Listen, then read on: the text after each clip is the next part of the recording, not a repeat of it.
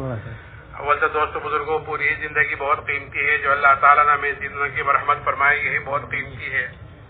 پھر عصر کی نماز کے بعد کا وقت تو اور زیادہ قیمتی ہے کہ حدیث پاک کا مفہوم ہے، اللہ تعالیٰ فرماتا ہے کہ تو فجر کی نماز کے بعد اور عصر کی نماز کے بعد تھوڑی دیر مجھے یاد کر لیا کر، میں درمیانے حصے میں تیری کفالت کروں گا۔ تو زندگی قیمتی، پھر عصر کے بعد کا وقت قیمتی، پھر اللہ کے راستے میں اس کی قیمت اور بڑھ جاتی ہے کہ اللہ کے راستے کی ایک صبح اور ایک شام دنیا اور دنیا میں جو کچھ ہے ان سب سے بہتر ہے۔ لیکن میرے محترم بزرگوں دوستوں، یہ وقت بہتر جب بنے گا، یہ وقت قیمتی جب بنے گا جب ہم اس وقت کو قیمتی بناویں گے، نہیں تو وقت کا کام تو گزرنے کا ہے، گزر ہی رہا ہے۔ جیسے برف کی سلی کا کام پگھلنے کا ہے کہ اس کو تو پگھلنا ہی ہے، اگر اس کو ٹب میں ڈال دو تب بھی وہ پگھل جائے گی، اور اگر اس کو سڑک پر ڈال دو، کہیں راستے میں ڈال دو تب بھی وہ پگھل جائے گی۔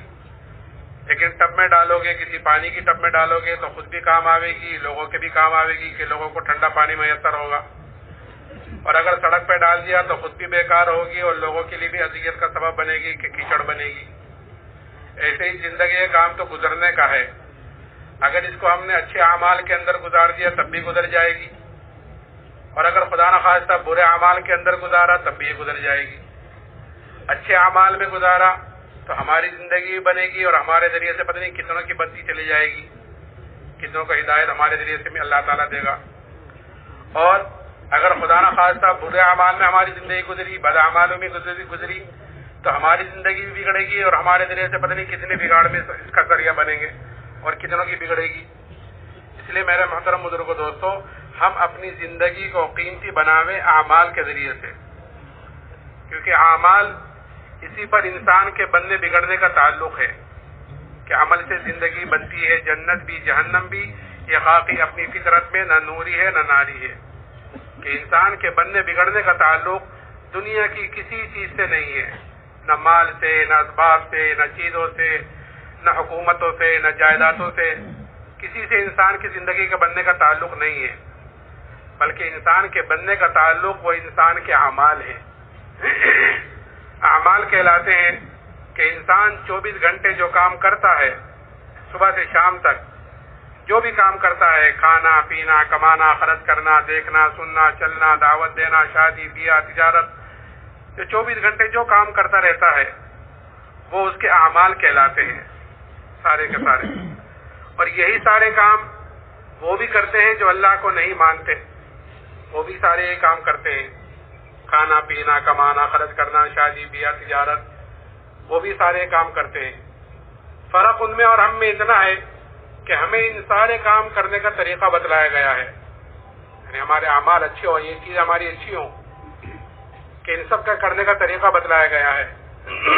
لقد کان لکم فی رسول اللہ اسوۃ حسنہ، کہ تمہارے لیے زندگی گزارنے کا بہترین نمونہ، بہترین طریقہ کہ وہ تمہارے پیارے نبی کا طریقہ ہے کہ کل قیامت کے دن اللہ تعالیٰ ہر ایک کو اس نمونے کے مطابق دیکھیں گے کہ جس کی جتنی زندگی نبی کے طریقے کے مطابق ہوگی، اللہ کیا اس کی قیمت ہوگی، اللہ کیا اس کی حیثیت ہوگی، اور جس کی جتنی زندگی نبی کے طریقے سے دور ہوگی اتنا ہی اللہ کیا ہو بے حیثیت ہوگا، اتنا ہی اللہ کیا ہو بے قیمت ہوگا۔ اسی لیے حضور حضرت صلی اللہ علیہ وسلم نے اپنے صحابہ کو عملوں کے طرف سے فکر مند کیا تھا، اور چھوٹی چھوٹی مثالیں دے کر اعمال کی طرف سے فکر مند کیا تھا، تاکہ ہم جہاں ہوں، جس حالت میں ہوں، سب سے پہلے اپنے عملوں کی طرف سے فکر مند ہوں۔ اس لیے کہ اعمال ہی انسان کے ساتھ ہر وقت ساتھ رہتے ہیں اور 100% ساتھ رہتے ہیں۔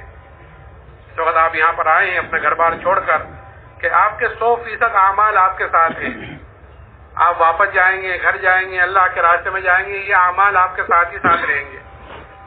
اور پھر یہی نہیں، آگے قبر میں، حشر میں، قیامت، اور اسی پر جیسے میں نے کہا تھا کہ اسی پر انسان کا فیصلہ ہونا ہے۔ اس لیے حضور حضرت صلی اللہ علیہ وسلم نے عملوں کی طرف سے فکر مند کیا، اور آپ نے مثالیں دے کر، چھوٹی چھوٹی مثالیں دے کر سمجھایا۔ ایک مرتبہ آپ نے اپنے صحابہ سے پوچھا کہ جانتے ہو تمہاری مثال، تمہارے اعمال کی، تمہارے مال کی، اہل و عیال کی مثال کیا ہے؟ پھر آپ نے فرمایا کہ اس کی مثال ایسی ہے جیسے ایک آدمی کے 3 بھائی ہوں، اور اس آدمی کے اوپر موت کا وقت آوے تو ان تینوں بھائیوں میں سے ایک بھائی کو بلا کر پوچھے کہ بھائی تم دیکھ رہے ہو کہ میرے اوپر کیا مصیبت آ رہی ہے، میں دنیا سے جا رہا ہوں، آخرت کا سفر تیار ہے، اس مصیبت کی گھڑی میں تم میری مدد کیا کرو گے؟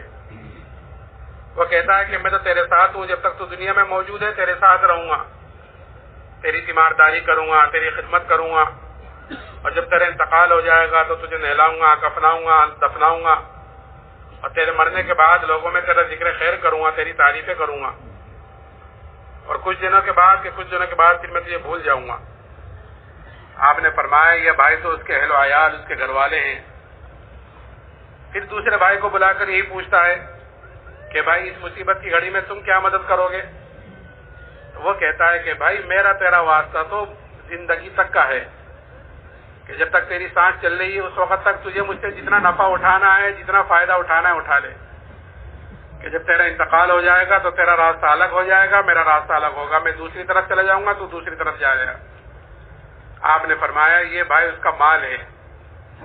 آپ دیکھو کہ کوئی چیز انسان کے ساتھ نہیں جاتی، کفن بھی اس لیے پہنا دیا جاتا ہے کہ انسان اشرف المخلوقات ہے، اس کی بے حرمتی نہ ہو جاوے، اس کی بے پردگی نہ ہو جاوے، نہیں تو قبر میں جا کر وہ بھی سل گڑ کر ختم ہو جائے گا، کہ ہر آدمی اپنی قبر سے ننگا اٹھے گا، جس طرح دنیا میں ننگا آیا ہے ایسے ہی ہر آدمی اپنی قبر سے ننگا اٹھے گا۔ آپ نے فرمایا یہ بھائی اس کا مال ہے۔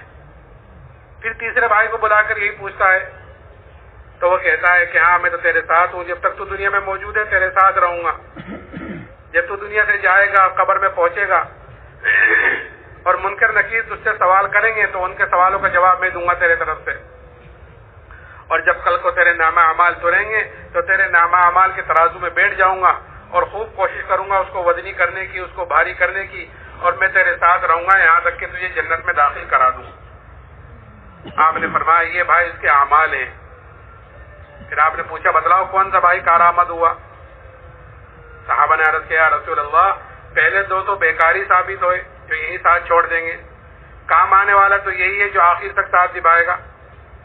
تو اس لیے میرے محترم بزرگ دوستو، ہمیں اپنے بدن سے نکلنے والے عملوں کی طرف سے فکر مند ہونا ہے کہ میرے بدن سے نکلنے والے اعمال آیا اس طریقے پر ہیں جو طریقہ جناب رسول اللہ صلی اللہ علیہ وسلم بتلا کر گئے، دکھلا کر گئے، دے کر گئے، یا اس طریقے پر ہیں جس طریقے پر دوسرے چل رہے ہیں، اس طریقے پر جو اللہ کو نہیں مانتے اس طریقے پر میرے اعمال ہو رہے ہیں، اللہ کی نافرمانی کے ساتھ نبی پاک علیہ الصلوۃ والسلام کے طریقے کے خلاف اس طریقے پر میرے عمل چل رہے ہیں۔ تو ہمیں اپنے عملوں کی طرف سے فکر مند ہونا ہے۔ اور میرے محترم بزرگوں دوستو، اعمال کا دار و مدار، اعمال کا کرنا وہ انسان کے یقین کے ساتھ ہے۔ جیسے اس کا اندر کا یقین ہوگا کہ بدن سے نکلنے والے اعمال اس کے اعتبار سے ہوں گے، اگر ہمارا اندر کا یقین بنا ہوا ہوگا تو پھر بدن سے نکلنے والے اعمال ہمارے صحیح ہوں گے، اور خدا نہ خواستہ اگر اندر کا یقین بگڑا ہوا ہوگا، اندر کا یقین خراب ہوگا تو پھر بدن سے نکلنے والے اعمال اس کے اعتبار سے ہوں گے۔ اس لیے کہ آدمی کو جو چیز چلاتی ہے عمل کے اعتبار سے، ہر اعتبار سے آدمی کو جو چیز چلاتی ہے وہ اس کو اس کے اندر کی طاقت چلاتی ہے، اور اصل اندر ہی کی طاقت ہوتی ہے۔ آدمی کا جسم ہے باہر سے اچھا خاصا دکھ رہا ہے، لیکن اندر بیماری ہے، شوگر ہے، دوسری چیزیں ہیں، کینسر ہے خدا نہ خواستہ، یا کوئی بھی چیز ہے، تو باہر سے چاہے کتنا ہی اچھا کٹا لگ رہا ہو لیکن اندر بیماری ہے تو یہ اندر کمزوری ہے، آدمی کے اندر کمزوری ہوگی کہ آدمی کو ہر چیز اندر کی طاقت چلاتی ہے۔ تو اعمال کے اعتبار سے بھی کہ آدمی کو جو چیز چلاتی ہے وہ اندر کی طاقت چلاتی ہے، اندر کا یقین، کہ یقین ہمارا اندر کا صحیح ہو جاوے، اور یقین یعنی ایمان، کہ یہ ایمان ہمارا مضبوط ہو جاوے، یہ ایمان ہمارا بن جاوے، کہ یہ ایمان یہ اللہ نے ہمیں سب سے بڑی نعمت مرحمت فرمائی ہے، سب سے بڑی دولت جو ہمیں ملی ہوئی ہے وہ یہ ایمان کی دولت ہے، اس سے بڑی کوئی نعمت نہیں ہے۔ اس لیے کہ انعامات یوں تو اللہ تعالیٰ کے بے شمار ہیں، کہ قرآن یوں کہتا ہے وَإِن تَعُدُّوا نِعْمَتَ اللَّهِ لَا تُحْصُوهَا، کہ اللہ تعالیٰ کے انعامات تو اتنے ہیں کہ اگر ہم اللہ کی نعمتوں کو گننا چاہیں، شمار کرنا چاہیں تو ہم اللہ کی نعمتوں کو گن نہیں سکتے، شمار نہیں کر سکتے۔ اتنے انعامات اللہ تعالیٰ کے ہمارے اوپر، قدم قدم پر، سانس سانس پر اللہ تعالیٰ کی نعمتیں بارش کی طرح ہمارے اوپر اتر رہی ہیں، اور ایسی ایسی نعمتیں ہیں کہ اللہ کی ایک نعمت بڑی نعمت ہوتی ہے، لیکن ہمارا دھیان ادھر نہیں جاتا کہ یہ بھی اللہ کی نعمتوں میں سے کوئی نعمت ہے. اس لیے کہ ہر چیز کی قدر و قیمت، ہر چیز کی قدر و قیمت، ہر نعمت کی قدر آدمی کو اس وقت محسوس ہوتی ہے، اس وقت پتہ چلتی ہے جب وہ چیز ہاتھ سے نکل جاتی ہے. جب تک کوئی چیز آدمی کے ہاتھ میں ہوتی ہے اس کی قدر و قیمت کا اندازہ نہیں ہوتا، کہ جب وہ چیز ہاتھ سے نکل جاتی ہے تو پتہ چلتا ہے کہ میں نے کتنی بڑی چیز کھوئی ہے. اور جیسے مثال کے طور پر اللہ نے ہمیں آنکھیں دے رکھی ہیں، کوئی آدمی آنکھوں سے معذور ہو جائے تو پتہ چلے کہ آنکھ کتنی بڑی نعمت، ہاتھ پیر کتنی بڑی نعمت. لیکن قدر کب ہوگی؟ قدر کب ہوتی ہے؟ جب وہ چیز ہاتھ سے نکل جاتی ہے. تو انعامات اللہ تعالیٰ کے بے شمار ہیں. اور پھر میرے محترم بزرگوں دوستو، پھر اتنے ہی نہیں کہ یہ نعمت اللہ تعالیٰ نے دی ہے، ہم جس طرح چاہیں جہاں چاہیں اس کو اپنی مرضی کے مطابق ان نعمتوں کو استعمال کر لیں، کہ نہیں، پھر کل قیامت کے دن ہر ایک سے ان نعمتوں کے بارے میں سوال ہوگا، پوچھا جائے گا. ثم لتسألن یومئذ عن النعیم، کہ کل قیامت کے دن تم سے ضرور نعمتوں کے بارے میں پوچھا جائے گا. کہ کن نعمتوں کے بارے میں پوچھا جائے گا؟ کہ یہ آتا ہے کتابوں میں کہ ٹھنڈا پانی اگر ہمیں ملا ہے تو ٹھنڈا پانی بھی اللہ کی نعمتوں میں سے ایک نعمت ہے. درخت سے سایہ حاصل کیا ہے تو درخت سے سایہ حاصل کرنا گرمی میں، کہ یہ بھی اللہ کی نعمتوں میں سے ایک نعمت ہے، کہ اس کے بارے میں پوچھا جائے گا. اسی لیے حضور اعظم صلی اللہ علیہ وسلم نے ہر نعمت کے استعمال کا طریقہ بتلایا ہے. حضور اعظم صلی اللہ علیہ وسلم نے پیدائش سے لے کر موت تک ہر چیز کے کرنے کا طریقہ بتلایا ہے، اور ہر چیز کے کرنے کی دعا بھی بتلائی ہے. اگر ہماری وہ نعمت اس طریقے پر استعمال ہو رہی ہے جس طریقے پر جناب رسول اللہ صلی اللہ علیہ وسلم نے فرمایا، تو میرے محترم بزرگوں اور دوستوں، ہر نعمت ہمارے لیے نجات کا ذریعہ بنے گی. اور اگر وہ نعمت اس طریقے پر استعمال نہیں ہو رہی ہے تو کل قیامت کے دن ہر نعمت پکڑ کا ذریعہ بنے گی، ہر نعمت پکڑ کا ذریعہ بنے گی. اسی لیے میں نے عرض کیا کہ نعمتیں، انعامات بے شمار ہیں، لیکن ان تمام نعمتوں میں جو سب سے بڑی نعمت اللہ نے مجھے اور آپ کو مرحمت فرمائی ہے وہ ایمان کی دولت ہے.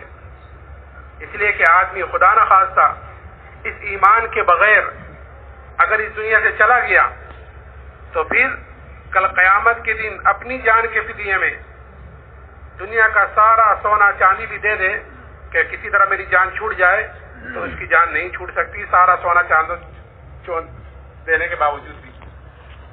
کہ اللہ تعالیٰ نے مجھے اور آپ کو یہ اتنی بڑی نعمت مرحمت فرمائی. اگر ہم ساری زندگی بھی سجدے میں سر رکھ کر اس نعمت کا شکر ادا کرنا چاہیں تو خدا کی قسم اس نعمت کا شکر ادا نہیں کر سکتے کہ اللہ نے ہمیں ایمان بغیر محنت کے، بغیر مجاہدے کے دے دیا ہے. لیکن آج ہمارے اندر سے اس ایمان کی قدر و قیمت مسلمانوں کے اندر سے نکل گئی ہے. اس لیے آپ دیکھیں کہ مسلمان جتنا سستا آج ہوا ہے مسلمان، کہ اس سے پہلے کبھی نہیں ہوا. کیوں؟ اس لیے کہ مسلمان نے اپنی قدر و قیمت کو کھو دیا ہے، اپنی قدر و قیمت کو پہچانا ہی نہیں ہے. ایمان والے کی، مسلمانوں کی اللہ کے ہاں کیا قدر و قیمت ہے، کیا حیثیت ہے، وہ جناب رسول اللہ صلی اللہ علیہ وسلم نے بتلائی ہے کہ کیا حیثیت، کیا قدر ہے اللہ کے ہاں میری اور آپ کی. کہ یہ قدر ہے کہ جب تک ایمان والا ایک بھی مسلمان نے اللہ اللہ کہنے والا اس دنیا میں موجود رہے گا، اللہ تعالیٰ اس سات و زمین آسمان کے نظام کو باقی رکھے گا ایک ایمان والے کی وجہ سے. کہ اللہ کیا میرے اور آپ کی قدر ہے کہ اس وقت تو کتنے مسلمان ہیں پوری دنیا میں، کہ سب دنیا سے چلے جاویں اور ہم میں سے ایک باقی رہ جاوے تو ہماری ایک کی وجہ سے اللہ تعالیٰ اس سات و زمین آسمان کے نظام کو باقی رکھے گا. یہ قدر ہے اللہ کے ہاں ہمارے ایمان کی وجہ سے ہماری. اور قیمت کہ اگر رائے کے دانے کے برابر ایمان کو بچا کر لے گئے تو اللہ تعالیٰ اس دنیا سے 10 گنی بڑی جنت مرحمت فرمائے گا. اب جس کا ایمان جتنا اونچا ہوگا، جس کا ایمان جتنا اعلیٰ ہوگا، کہ کل قیامت کے دن اس کی اتنی بڑی جنت ہوگی. کہ اللہ نے میرے محترم بزرگوں دوستو یہ جو دعوت تبلیغ والا ہمیں کام دیا ہے کہ یہ اپنے ایمان کو بنانے کے لیے، اپنے اندر کے یقین کو بنانے کے لیے کہ آدمی جب اللہ کے راستے میں نکلتا ہے، اللہ کی بڑائی کو بولتا ہے، سنتا ہے، چلے 4 مہینے میں، 7 مہینے میں، سال میں، ہر وقت اللہ کے گھر میں رہتا ہے، بڑائی کو بولتا ہے، اللہ کی اس کی بڑائی کو سنتا ہے، اسی کی دعوت دیتا ہے، اسی کو سوچتا ہے، تو پھر اللہ سے ہونے کا یقین اندر پیدا ہوتا ہے، وہ ایمان بنتا ہے. کہ جب ایمان بنتا ہے تو پھر بدن سے نکلنے والے اعمال صحیح ہوتے ہیں. تو یہ چیز حضور حضرت صلی اللہ علیہ وسلم نے اپنے صحابہ کے اندر اتاری تھی کہ ایمان کی قدر و قیمت. اور صحابہ کے اندر یہ ایمان کی قدر و قیمت ایسی اتری کہ پھر صحابہ نے اس ایمان کے لیے ہر تکلیف کو، ہر مشقت کو، اور جو بھی آفت، جو حالات صحابہ پر آئے ہیں، صحابہ نے اس کو برداشت کیا ہے. اس لیے کہ آدمی کے اندر جب کسی چیز کی قدر و قیمت اتر جاتی ہے، کسی بھی چیز کی، تو آدمی اس کے لیے کہ اپنی ساری چیز جھونک دیتا ہے، اپنی جان، اپنا مال کہ اس کے پیچھے لگا دیتا ہے جس چیز کی قدر و قیمت اندر اتر جاتی ہے، اور اس چیز کے لیے ہر تکلیف اور ہر مصیبت کو برداشت کرتا ہے. جیسے ہمارے اندر کہ مال کی، دنیا کی قدر و قیمت ہے، تو ہم اس کے لیے کہ ہر تکلیف کو برداشت کرتے ہیں، ہر مصیبت کو برداشت کرتے ہیں، گرمی ہو، سردی ہو، سمجھ رہے، اپنے راحت آرام کو بھی آگے پیچھے کرتے ہیں، ملازمت پر جاتے ہیں، دکانوں پر جاتے ہیں. اور بعض لوگ تو ایسے ہیں کہ اپنا ملک چھوڑ کر دوسرے ملکوں میں جاتے ہیں اور سالوں ملکوں میں رہتے ہیں، دوسروں میں جا کر اکیلے، نہ وہاں بھائی ہے، نہ بہن ہے، نہ ماں باپ ہیں، نہ بیوی بچے ہیں، ایک کمرے میں 4-4 5-5 گھسے ہوئے ہیں، رہتے ہیں، پڑے ہوئے ہیں وہاں. کیوں؟ کیونکہ قدر و قیمت اندر اتری ہوئی ہے. آدمی فکر میں ہے کمانے کے، یا آگے کمانے کے، ساری چیزیں اس کے اندر ہیں، تو وہاں پڑے رہتے ہیں. کیوں؟ کیونکہ قدر و قیمت اندر ہے. تو صحابہ کے اندر یہ ایمان کی قدر و قیمت اتری تھی. تو صحابہ نے اس ایمان کے لیے کہ ہر تکلیف کو، ہر مشقت کو برداشت کیا.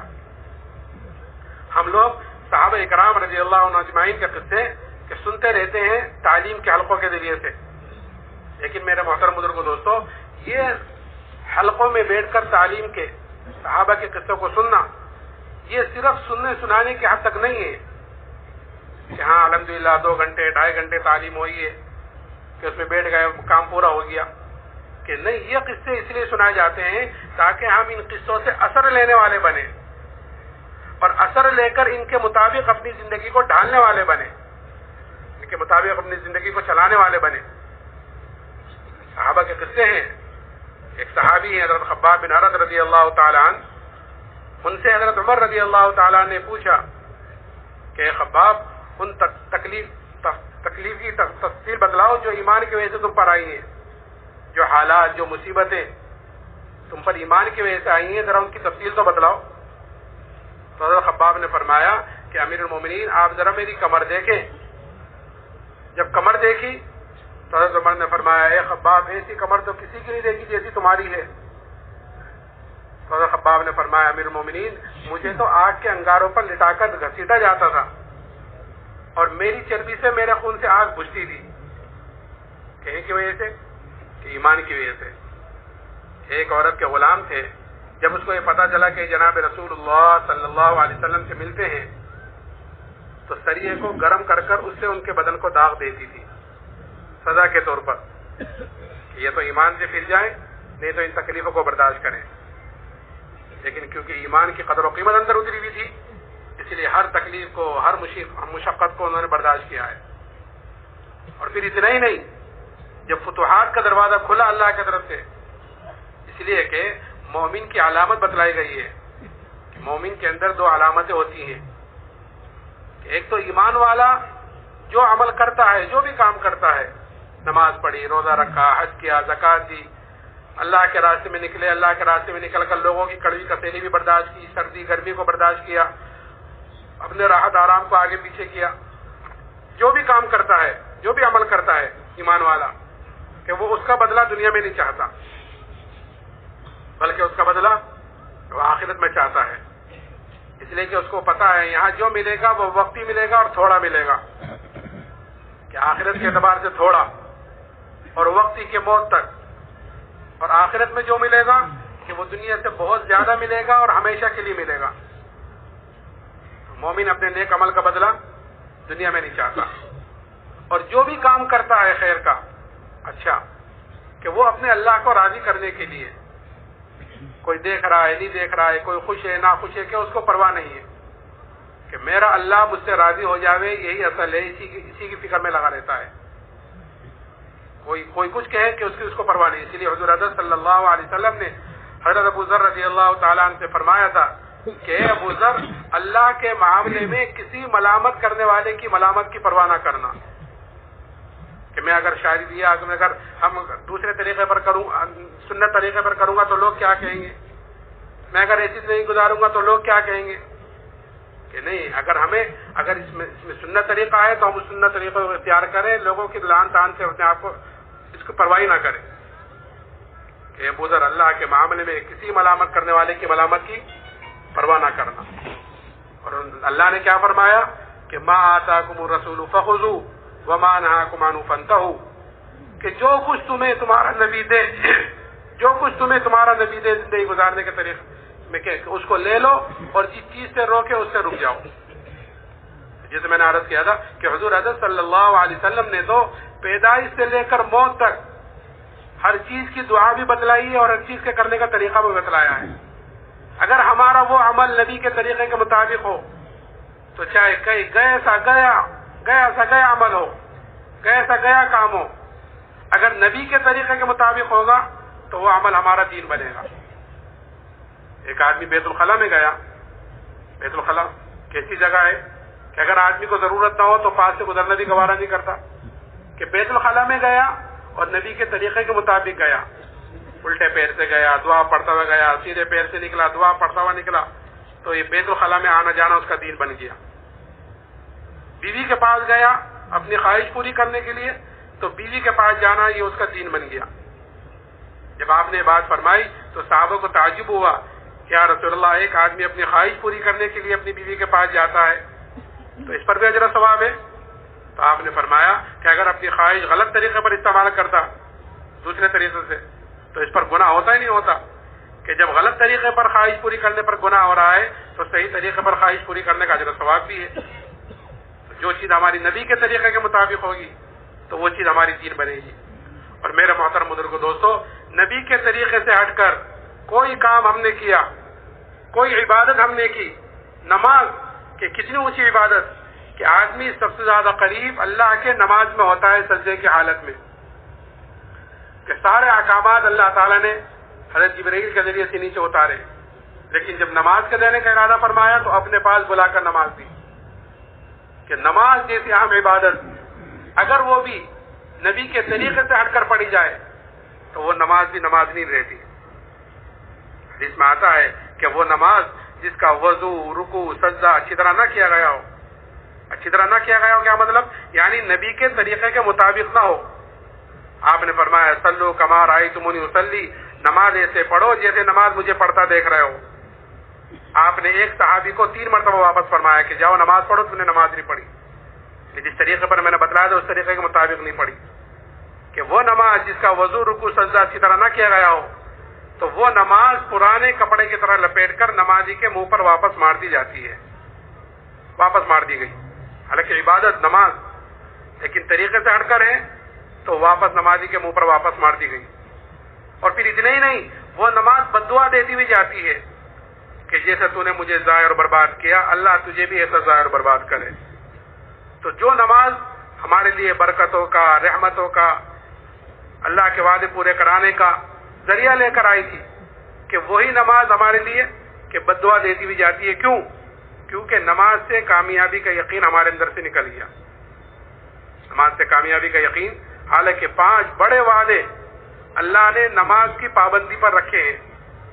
ایک وعدہ اس میں وہ بھی ہے جس میں آدمی خاک چھانتا پھرتا ہے، یعنی روزی میں برکت، لیکن کیونکہ نماز سے کامیابی کا یقین نہیں ہے اس لیے روزی کی وجہ سے نماز کو قضا کر دیتا ہے، روزی کی وجہ سے جماعت مسجد میں جانے سے رک جاتا ہے کہ اگر مسجد میں گیا تو گاہک آئے گا، کیا ہوگا، اور اس طرح ہوتے ہوتے نماز کو قضا کر دی۔ جب نمازی نہ رہی تو روزی میں برکت کیسی ہوگی؟ اس لیے مومن جو عمل کرتا ہے کہ وہ اپنے اللہ کو راضی کرنے کے لیے اخلاص، کہ کوئی دیکھ رہا ہے نہیں دیکھ رہا ہے، کہ اس کو پرواہ نہیں ہے۔ اسی لیے جب فتوحات کا دروازہ کھلا اللہ کی طرف سے تو صحابہ کرام رضی اللہ عنہم اجمعین اس پر رویا کرتے تھے کہ کہیں ہماری تکلیفوں کا، ہماری مشقتوں کا بدلہ کہیں ہمیں دنیا میں تو نہیں مل رہا ہے، کہ ہمیں تو آخرت میں چاہیے۔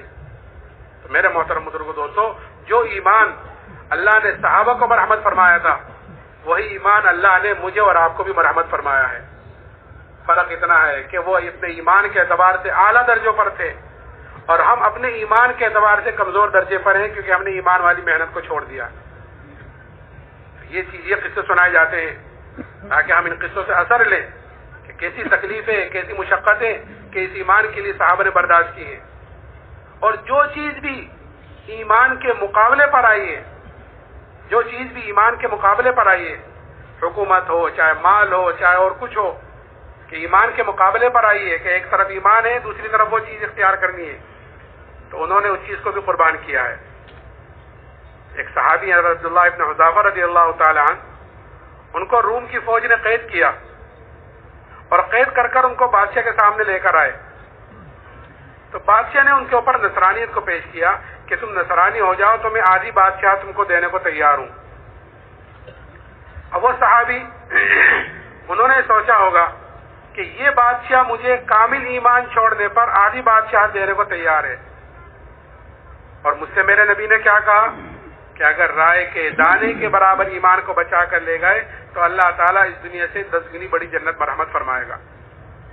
کہ کہیں دور دور تک بھی مقابلہ نہیں، کہ کہاں رائے کے دانے کے برابر ایمان کو بچانے پر 10 گنی بڑی جنت، اور کہاں پورا ایمان چھوڑنے پر کہ آدھی بادشاہت. تو اسی وقت جواب دیا کہ آدھی بادشاہت نہیں، اگر پوری بھی دے اور پوری بھی نہیں، عرب کی جتنی بادشاہت ہیں سب کی سب دے، تب بھی میں پلک جھپکنے کے برابر ایمان کو چھوڑنے کو تیار نہیں.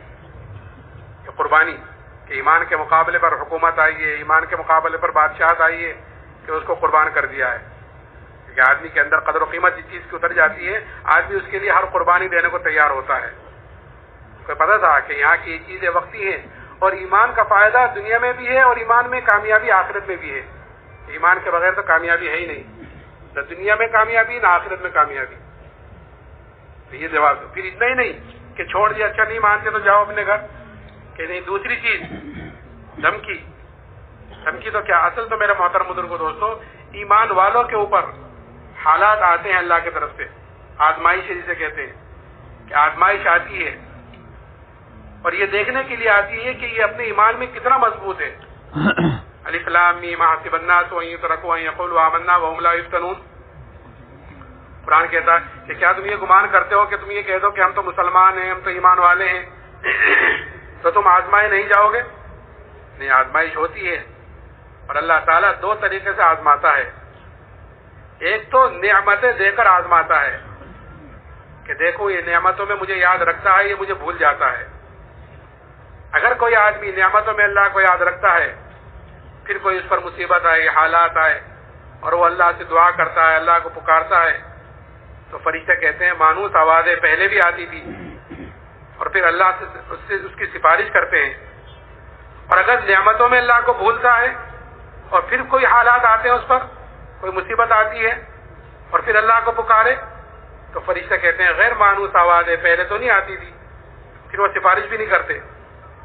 تو ایک تو نعمتیں دے کر آزماتے ہیں اللہ تعالیٰ، دوسرے حالات دے کر آزماتے ہیں کہ دیکھو یہ ان حالات میں میرے طرف آتا ہے یا میرے غیر کی طرف جاتا ہے. تو جو ایمان والے ہوتے ہیں وہ حالات کا مقابلہ حالات سے نہیں کرتے، بلکہ حالات کا مقابلہ توبہ استغفار سے کرتے ہیں. جو حالات کا مقابلہ حالات سے کرتے ہیں تو بجائے حالات ان کے ختم ہونے کے اور بڑھتے چلے جاتے ہیں. کہ حالات کا مقابلہ حالات سے کرنا چاہتے ہیں اور اتنے بڑھتے چلے جاتے ہیں، بڑھتے کہ ایسے آدمی آخر میں پریشان ہو کر خودکشی کر لیتے ہیں. یہ ایک بڑا گناہ ہے خودکشی کرنا، اللہ حفاظت فرمائے. پریشان ہوتا ہے تو اس میں خودکشی کر لیتا ہے. تو حالات کا مقابلہ ایمان والا حالات سے نہیں کرتا، بلکہ حالات کا مقابلہ اعمال سے اور توبہ استغفار سے کرتا ہے. اس لیے کہ حالات کا تعلق دنیا کی کسی چیز سے نہیں ہے. حالات کا تعلق دنیا کی کسی چیز سے نہیں ہے. اس لیے آپ دیکھیں گے کہ اس وقت دنیا میں باعتبار اسباب کے، باعتبار چیزوں کے، راحت آرام کے، اس وقت جتنی اشیاء موجود ہیں ہر لائن میں، کسی بھی لائن میں چلے جائیں، سفر میں ہو، حضر میں ہو، یا ڈاکٹری ہو، یا تجارت ہو، یا کوئی بھی چیز ہو، کہ اس وقت جتنے اسباب اور جتنی چیزیں موجود ہیں اس سے پہلے کبھی اتنی چیزیں موجود نہیں تھی دنیا میں. لیکن آج جتنی دنیا پریشان ہے اتنی اس سے پہلے بھی کبھی پریشان نہیں ہوئی. کیوں؟ کیونکہ حالات کا تعلق بننے کا تعلق چیزوں سے نہیں ہے. حالات کا تعلق اور بننے کا تعلق چیزوں سے نہیں ہے، بلکہ حالات کا تعلق وہ اللہ کے فیصلوں سے ہے. اللہ کے فیصلوں سے. اور اللہ کے فیصلے کا تعلق وہ انسان کے اعمال سے ہے کہ جیسے انسان کے اعمال اوپر جاتے ہیں ویسے اللہ کی طرف سے فیصلے نیچے آتے ہیں. اگر ہمارے اعمال اوپر ایسے جا رہے ہیں جو اللہ کو خوش کرنے والے ہیں، اس کو راضی کرنے والے ہیں، تو اوپر سے جو فیصلے آئیں گے وہ بھی ایسے آئیں گے جو ہمیں خوش کریں گے. اور اگر ہمارے اعمال اوپر ایسے جا رہے ہیں جو اللہ کو ناخوش کرنے والے ہیں، اس کو ناراض کرنے والے ہیں، تو پھر اوپر سے جو فیصلے آئیں گے وہ بھی ایسے آئیں گے کہ جو ہمیں ناگوار گزرے گی، جیسے اس وقت چل رہے ہیں. تو حالات کا تعلق کہ وہ تو اللہ کے فیصلوں سے ہے، اور اللہ کے فیصلوں کا تعلق وہ انسان کے اعمال سے ہے. اس لیے مومن جو ہے وہ حالات کا مقابلہ حالات سے نہیں کرتا، بلکہ حالات کا مقابلہ اعمال سے اور توبہ استغفار سے کرتا ہے. ایک مرتبہ حضرت عمر رضی اللہ تعالیٰ عنہ کے زمانے میں قحط سالی ہوئی، قحط پڑا، اور ایسا زبردست قحط پڑا کہ جانور تک ہلاک ہونے شروع ہو گئے.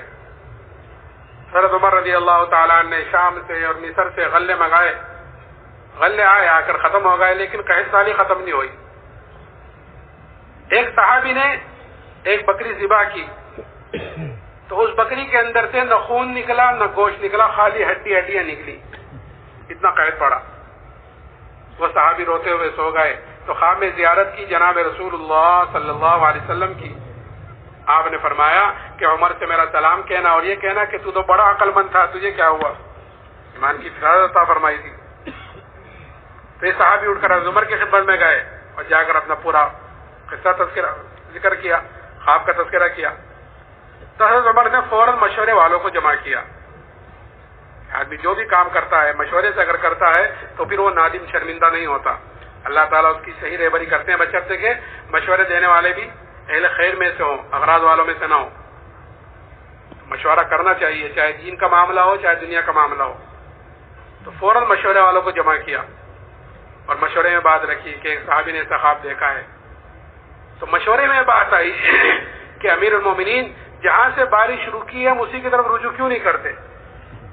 ہم غلے منگا رہے ہیں شام سے، مصر سے، اور قحط سالی تو اللہ کی طرف سے آئی ہے، تو ہم اللہ کی طرف رجوع کیوں نہیں کرتے کہ ہاں یہ چوک ہو رہی ہے. اور فوراً مدینے سے باہر گئے اور ابھی توبہ استغفاری کر رہے تھے کہ اسی وقت بارش شروع ہو گئی.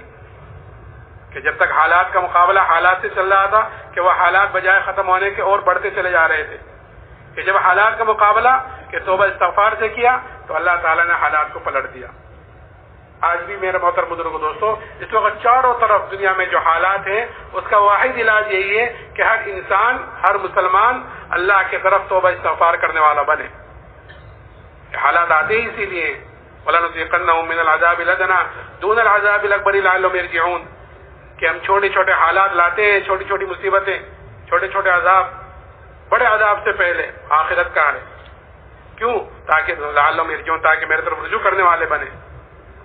تو اللہ کی طرف ہم توبہ استغفار کریں اور اپنی طرف سے بھی توبہ استغفار کریں.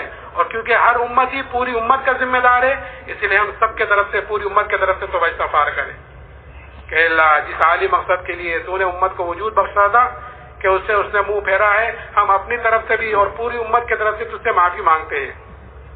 معافی کا، توبہ کا دروازہ ہر ایک کے لیے کھلا ہوا ہے اور موت تک کھلا ہوا ہے، ہر ایک کے لیے.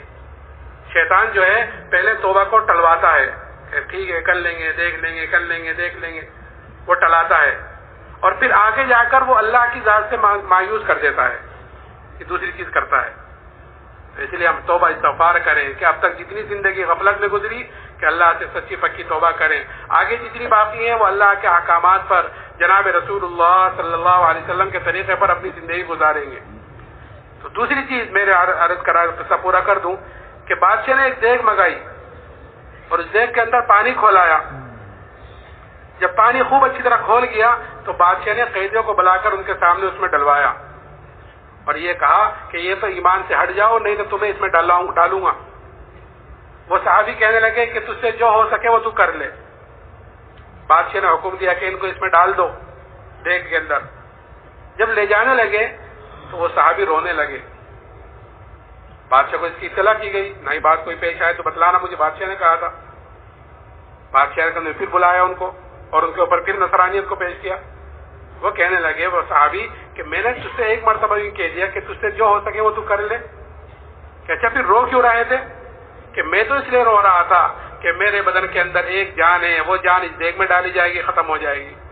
میں تو اس لیے رو رہا تھا کاش میرے روئے میں جان ہوتی اور میرے بدن کے اندر 100 جانیں ہوتی اور وہ ساری کی ساری جانیں آج اس دیگ میں ڈالی جاتی اور وہ ساری کی ساری جانیں میں اللہ کے نام پر قربان کرتا.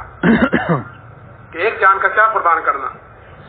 کل کا جب اللہ پوچھتا ہے عبداللہ دنیا سے کیا لایا ہے حذیفہ, کہ تمہیں کہتا کہ اللہ جتنی تو نے مجھے جانیں دی تھی سب تیرے نام پر قربان کر کر آیا ہوں. تو یہ جذبہ بنتا ہے میرے محترم بزرگوں دوستوں دعوت سے, کہ جب آدمی اللہ کی بڑائی کو بولتا ہے سنتا ہے تو پھر اللہ کے نام پر اپنی جان مال لگانے کا جذبہ اندر پیدا ہوتا ہے. جیسے صحابہ کرام رضی اللہ عنہ اجمعین کے اندر اپنی جان مال اللہ کے نام پر اور اللہ کے دین پر لگانے کا جذبہ اندر پیدا ہوتا تھا. تو اس لیے یہ اجتماعات کا ہونا, یہ اللہ کے راستے میں نکلنا, یہ میرے محترم بزرگوں دوستوں یہ اپنے اندر احساس پیدا کرانے کے لیے ہے کہ ہمارے اندر احساس پیدا ہو جاوے اپنے دین کی کمزوری کا, اپنے ایمان کی کمزوری کا احساس پیدا ہو جاوے. آدمی کے اندر جب کسی چیز کا احساس پیدا ہو جاتا ہے تو پھر کسی کو کہنے سننے کی ضرورت نہیں ہوتی, آدمی خود ہی اس کی فکر کرتا ہے. تو اس لیے ہمیں دعوت کے ذریعے سے اپنے اندر کے یقین کو بدلنا اور ذکر کے ذریعے سے اپنے اندر کی غفلت کو ختم کرنا. اندر غفلت ہے, ایک آدمی اللہ کے گھر میں اللہ کے سامنے کھڑا ہے غافل ہے, نماز پڑھا ہے غافل ہے, کوئی دکان میں کھیت میں کاروبار میں پتہ نہیں کہاں کہاں گھومتے ہیں نمازوں میں. کیوں؟ یہ غفلت ہے. تو اس لیے اللہ کا ذکر کرنا اللہ کے دھیان کے ساتھ کہ باوضو ہو کر قبلہ کی طرف منہ کر کر, جتنا اللہ کے ذکر ہے کہ اللہ کا ذکر اگر ہم بے توجہی سے کریں گے تو نفع سے تو وہ بھی خالی نہیں, ثواب تو اس پر بھی مل جائے گا. لیکن غفلت اپنی جگہ باقی رہے گی اور اصل ہے غفلت کا ختم کرنا. اس لیے جتنا دھیان سے جی لگا کر اللہ کا ذکر کریں گے اتنا ہی اللہ کا دھیان اندر آئے گا, اور جتنا اللہ کا دھیان اندر آئے گا اتنا ہی عملوں کے اندر جی لگے گا, مزہ آئے گا. تو کریں گے انشاءاللہ. اب تھوڑا سا وقت باقی رہے گی اذان میں. جن بھائیوں کی جیب میں تسبیح ہے وہ اپنی 3 تسبیح پوری کر لیں بیٹھے بیٹھے, اور جن بھائیوں کو کوئی ضرورت ہو وہ اپنی ضرورت سے فارغ ہو کر اذان سے پہلے واپس پنڈال میں آ جائے. انشاءاللہ مغرب کے بعد بیان ہوگا, پھر جو تقاضے آپ کے سامنے پیش کیے جائیں اس پر اپنے آپ کو پیش کریں. سبحان اللہ سبحان اللہ و بحمدہ سبحانک اللہم و بحمدک نشہد ان لا الہ الا انت. بیانات